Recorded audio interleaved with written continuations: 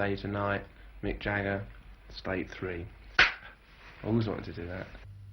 As if in some way to compensate for his international reputation, it's on this small grazing property, 30 miles outside Canberra, that Mick Jagger lives in the property's overseers' quarters.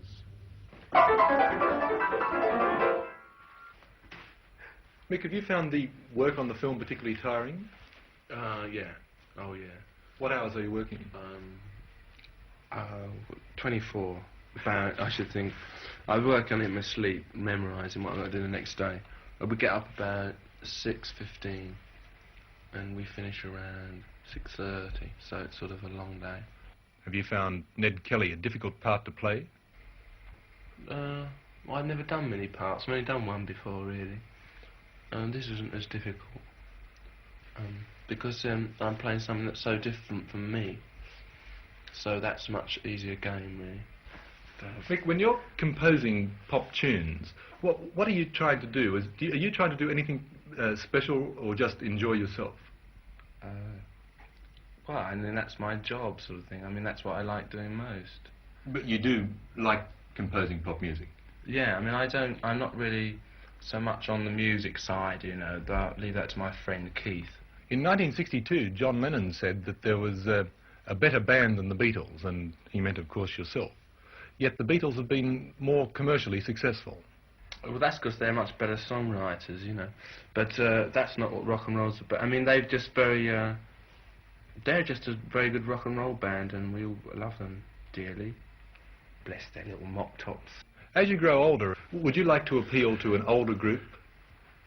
Like my dad. Well, not necessarily your dad, but maybe your brother or elder brother. Elder brother. No. I've got enough film there, all right. Yeah. You're quite happy appealing to a largely teenage audience? No, they're not really. I mean, don't try and appeal to anyone. I mean, anyone welcome, you know, to come. Mick, how do you react to the tremendously bad publicity you get personally, virtually all around the world? I don't sort of think about it. Is this bad or good? Well, I don't have a sort of bad publicity agent who goes around, you know what I mean? It's just what, you know, people sell newspapers by writing bad things, so that's what they tend to write about. And if you do anything nice, like sort of hit an old lady on the head, I mean, they don't write about it, you know, they just sort of, you know, I mean, everyone knows that. Mick, millions of teenagers almost around the world hang on virtually each word that you drop. Oh, I've got a backache. Hang on that. Do you yourself feel any responsibility towards these people because they respect you so much? No, only because a responsibility that one should feel for everybody. Whether you're anyone buys your records or whether you're just somebody walking down the street, it's your responsibility. For your brother, it's your responsibility. I mean, everyone else's responsibility to give them as much understanding and as much love as you can. You spent, I think, 2 years at the London School of Economics. Yes, I've been trying to unlearn everything I learnt there ever since, but I think almost succeeded. Would you ever think of going back there? No, I don't think so. I didn't like it there very much. What didn't you like about that sort of academic learning? I wasn't given any freedom to pursue the course of studies which I was led to believe I could pursue, and that's why I didn't dig it. And it's changed since I left. Maybe it was a good thing I did, but it's got much more sort of subversive, fortunately. Do you think subversion is a good thing? This is the function, or one of the functions of students, not the function, one of them.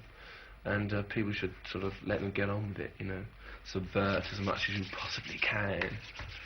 On the big issues of the world, say Vietnam, do you have an opinion? Do you really think that? I suppose it is a big issue. It's kind of, I mean, everyone knows what everyone feels about Vietnam, and it's completely pointless talking about it. I mean, everyone knows it's so awful and wrong to be involved in it. I mean, one's not, well, I mean, I personally don't feel involved from a national point of view, but being in Australia this long, one does get involved, and I feel very sorry for Australian soldiers who have to go there, or people that get called up, because I don't really believe that they're protecting their fatherland. I mean, I'm sorry, I don't see it like that. Ned Kelly is directed by Tony Richardson. If all goes according to plan, it'll be just another epic, like his charge of the Light Brigade, those magnificent men in their flying machines, and of course Tom Jones. And putting it in somewhere at this side, and then we might bring that cart in there. Well, the two trestles. The two trestles and all those boxes of apples and so on. Here. For this scene, Richardson needed 150 extras. Understandably, the shooting's a great attraction for the locals. For last Sunday's crowd scenes, even a federal minister's wife travelled from Canberra to appear. Now, For Richardson, Ned Kelly may be just another success. But for Jagger, he says he'll go back to more pop music. It's there he gets satisfaction. right.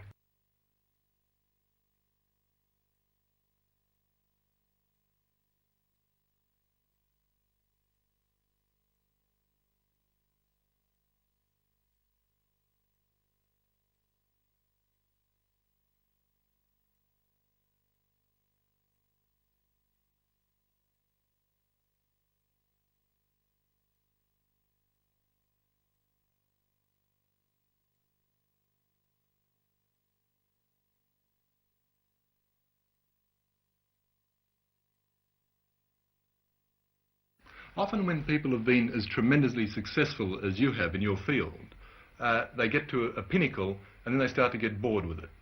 Have you ever felt this in your career? Yes, always been. Before we reached the pinnacle, we were always very bored.